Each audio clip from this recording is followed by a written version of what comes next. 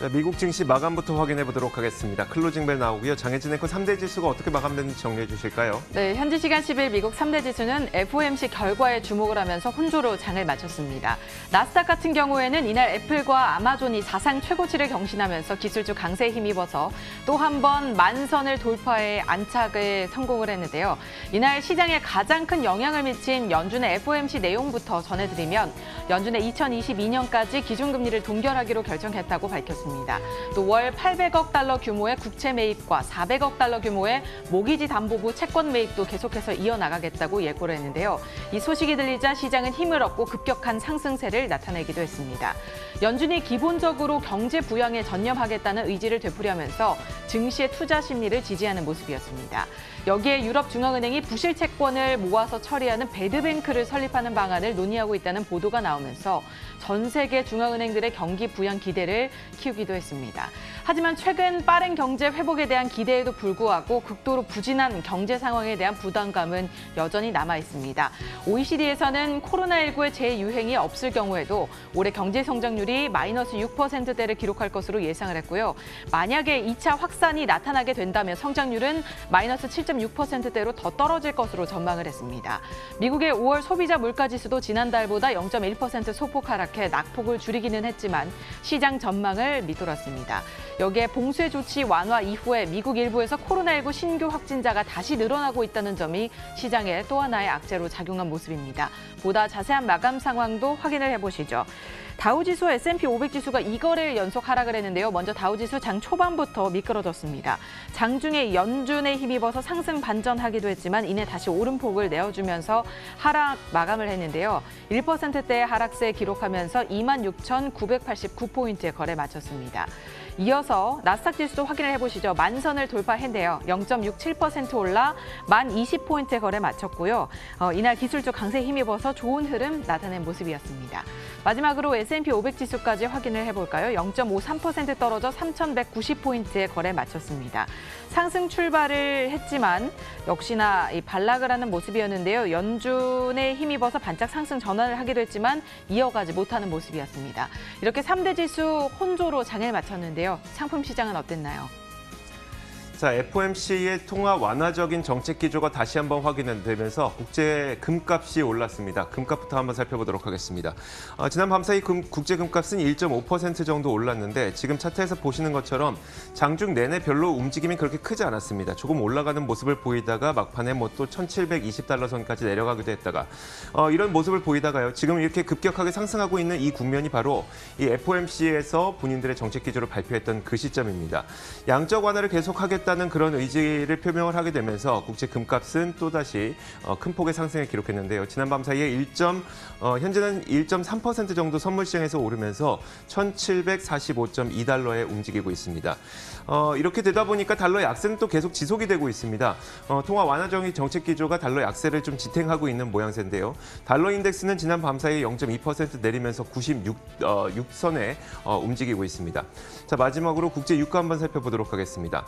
자, 유가가 등락이 계속되고 있습니다. 38달러에서 40달러를 넘어서지 못하고 등락이 이어지고 있는데 지난 밤 사이에는 그 재고가 증가했다는 소식이 나왔음에도 불구하고 이 저점 한 37달러 선에서 39달러 선까지 반등하기도 했습니다. 지금은 선물 시장에서 강보합권에서 거래가 되고 있네요. 0.1% 정도 오르면서 38.99선에 움직이고 있습니다. 자, 이렇게 상품 선물 시장까지 살펴봤습니다. 글로벌 외신 확인하도록 하겠습니다. 자, 글로벌 외신입니다. 지난 밤 사이에 가장 중요했던 뉴스는 바로 FOMC의 통화정책 결정 회의였을 텐데 어떤 내용이 나왔을까요? 네, 맞습니다. 연준에서는 FOMC 회의 결과를 발표를 했는데요. 2022년까지 기준금리를 동결하겠다고 밝히면서 끔찍한 2022년 이후에 미국 경제가 긴 회복세를 걸어가게 될 텐데 이것을 지지하겠다고 전했습니다.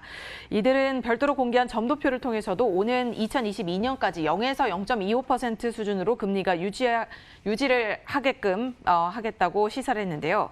최근 경제활동 재개로 실물 경기 회복 조짐이 보이고 있기는 하지만 코로나19로 입은 타격이 회복될 때까지 긴 여정이 될 것이라면서 미국 경제를 지원하기 위해서 모든 범위의 정책 수단을 이어가겠다라고 말을 했습니다. 또 최대 고용과 물가 안정 목표를 달성하기 위해서도 최선을 다하겠다고 전했는데요.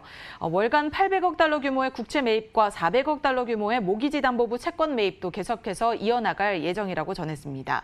또 미국 경제 전망도 새로이 내놨는데요.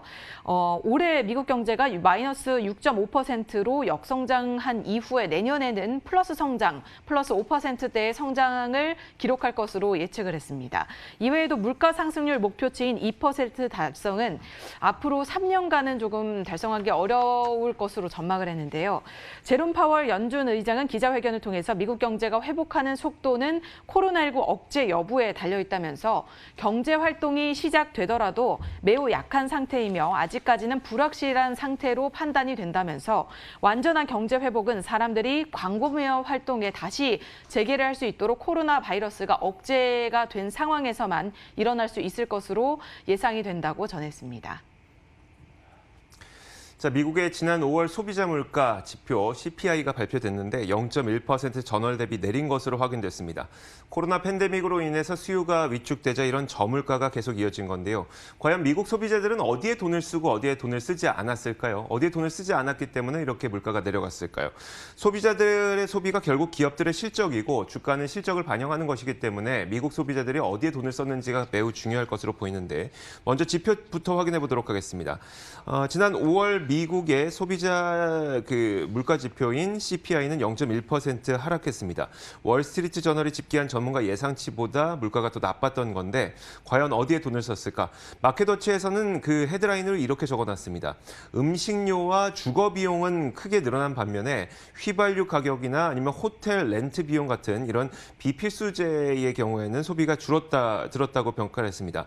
지난 5월 음식료 물가는 육류 가격이 거의 11%나 3개월 동안 크게 올랐죠. 그러다 보니까 4월에 비해서 음식료 물가가 1% 정도 올랐고요. 주거비는 다른 그 제품들의 물가가 0.9% 정도 하락할 때 홀로 2.6%나 크게 올랐습니다. 반면 의류 소비와 교통비는 줄었는데요. 팬데믹으로 밖으로 나가지 않다 보니까 의류 소비와 교통비는 당연히 줄어들 수밖에 없겠고 심지어 이 헬스케어에 쓰는 비용도 줄어들었다고 합니다. 병원에 갔다가 코로나에 오히려 감염될까 봐 병원조차 기피했다는 그런 현상이 좀 나타나게 된 겁니다. 자, 이런 그 물가의 움직임이 어떻게 될지 앞으로도 좀 지켜보시길 바라겠습니다. 네, 계속해서 종목 소식 이어갑니다. AMC 영화관 엔터테인먼트의 소식인데요. AMC 엔터테인먼트가 영화관을 오는 7월에 전면적으로 거의 모든 곳을 운영 재개에 나서겠다고 밝혔습니다. 전 세계적으로 영화관 영업을 오는 7월에 할 예정이라며 영국과 미국에 위치한 AMC 영화관은 거의 모든 곳이 문을 열게 되는데요. 이에 따라서 AMC 주가가 장중에 14%까지 치솟기도 하면서 상당히 좋은 흐름을 오늘 보여줬습니다. 마감 기준으로는 5%대의 상승세를 기록했고 시간의 거래에서도 현재 오르고 있는 모습인데요. 이들은 코로나19로 지난 3월 중순에 셧다운에 들어갔는데 오는 7월에 여러 가지 이 새로운 영화 개봉과 함께 문을 열 예정이라고 전했습니다. 크리스토퍼 놀란의 테넷 그리고 디즈니의 뮬란 등이 기다리고 있다는 소식인데요. AMC 측은 제한된 수용 인원을 두고 운영할 예정이고 또 좌석에 거리 두기를 해서 안전성을 확보를 하겠다라는 소식을 전했습니다. 총 수용 인원의 25%만 티켓을 판매할 수 있도록 제한이 되어 있는데 지난 주말에 미리 티켓 판매를 실시한 결과 총 티켓의 83%를 모두 판매했다고 전하기도 했습니다. 이들에 대해서는 만일 더 오래 기간 영화관이 문을 닫게 된다면 과연 이들이 다시 회복할 수 있을까 이런 의문이 많이 일었었는데요. 아직까지 전문가들은 영화관 업종에 대해서는 미지근한 반응을 보이고 있지만 오는 7월에 전면적인 운영 재개에 들어가면서 앞으로 이들이 회복세를 나타낼 수 있을지 계속해서 지켜보셔야겠습니다. 자, 나스닥이 10,000포인트를 돌파했던 이날 테슬라의 주가도 사상 처음으로 $1,000를 넘어섰습니다. 올해 들어서만 테슬라의 주가는 140%나 상승을 했는데 자, 이로써 테슬라의 기업 가치는 $1,860억 달러에 이르게 됐습니다. 세계에서 가장 그 기업 가치 규모가 큰 기업이 바로 도요타인데 도요타가 $2,160억 달러죠. 엎어지면 코 닿을 만한 거리까지 다가오게 됐습니다. 자, 지난밤 테슬라의 주가가 급등할 수 있었던 것은 일론 머스크 CEO가 직원들에게 보낸 메모 때문이었었는데요. 실리콘밸리의 온라인 매체 일렉트렉에 따르면 일론 머스크가 메모에 테슬라 세미를 본격적으로 대량 생산에 들어가야 할 시점이다라고 적었다고 합니다. 자, 그럼 테슬라 세미가 무엇이냐? 바로 이 그림에 나와 있는 이 트럭입니다. 테슬라에서도 2017년에 이 트럭을 공개를 했었죠. 전기 트럭인데 이 트럭 상용 트럭을 공개했습니다. 전기 트럭 업체로 잘 알려져 있는 그리고 제2 테슬라라고 불리는 니콜라가 급부상하면서 일론 머스크도 경쟁적으로 이 전기 트럭을 생산해야 되겠다고 판단을 한 것으로 보이는데요. 이로 인해서 니콜라의 주가, 바로 그 전기 트럭 업체죠. 니콜라의 주가는 지금 보여드리도록 하겠습니다. 니콜라의 주가는 지난 밤 사이에 큰 폭으로 하락했습니다. 18% 넘게 급락하면서 $65에 마감이 되는 모습이었습니다.